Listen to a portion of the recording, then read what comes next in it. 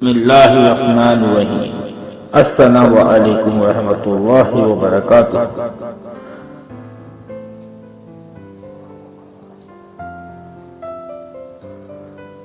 حضرت موسیٰ علیہ السلام کے زمانے کی بات ہے کہ آپ رضی اللہ تعالیٰ عنہ کے زمانے میں ایک بستی میں بہت گنہگار شخص رہا کرتا تھا۔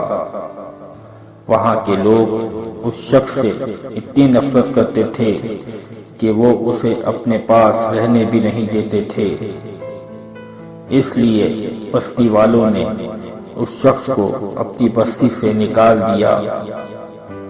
وہ آدھی بستی سے نکل گیا اور جنگل میں جا کر اکیلا رہنے لگا۔ وقت گزرتا گیا اور لوگ اس شخص کو بھول گئے۔ کچھ عرصے بعد اس گنہگار شخص کا انتقال ہو گیا۔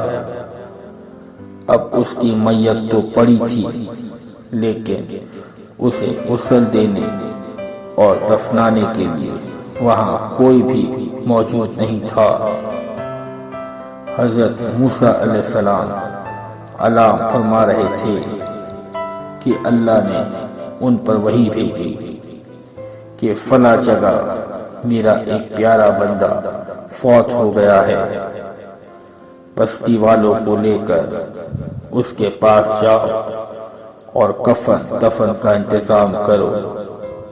اور ہاں، بستی والوں میں یہ اعلان بھی کر دینا کہ جو آدمی میرے پیارے بندے کے جنازے میں جائے گا اس تمام گناہ معاف کر دیے جائیں گے۔ جب حضرت موسیٰ نے بستی میں یہ اعلان کیا تو لوگوں کا ایک بڑا مجمع اپنے گناہ معاف کروانے کے لیے آپ رضی اللہ تعالیٰ عنہ کے ساتھ چل پڑا۔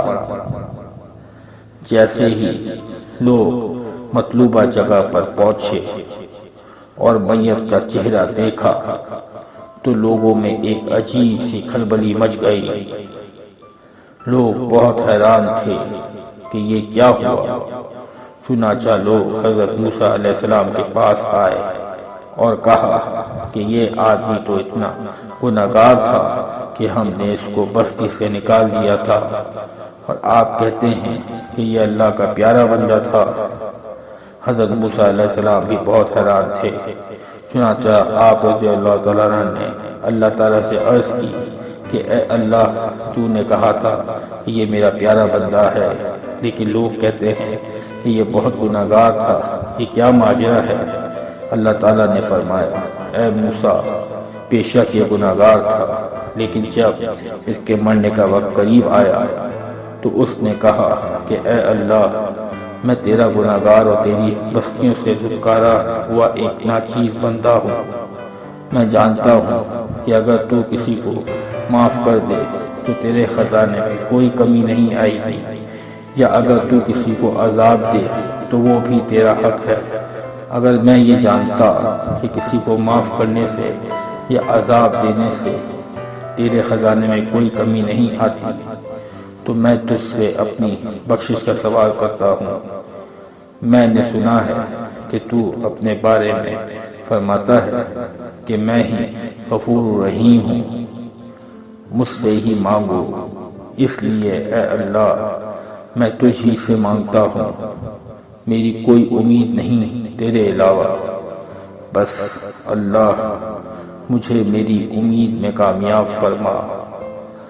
اللہ تعالیٰ نے موسیٰ علیہ السلام سے فرمایا کہ جب وہ میرے سامنے اکیلا بیٹھا رو رہا تھا اور مجھ سے مانگ رہا تھا تو میں اسے کیسے معاف نہ کرتا، بس میں نے اسے معاف کر دیا۔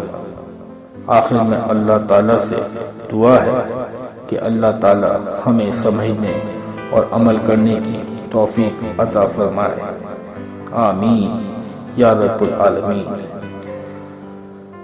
اگر آپ کو ہماری ویڈیو پسند آئی ہے تو پلیز ہمارے چینل کو سبسکرائب کریں اور ہماری ویڈیوز کو لائک کریں اور بیل آئیکن کو ضرور پریس کریں تاکہ ہر آنے والی نئی ویڈیو آپ تک پہنچ سکے۔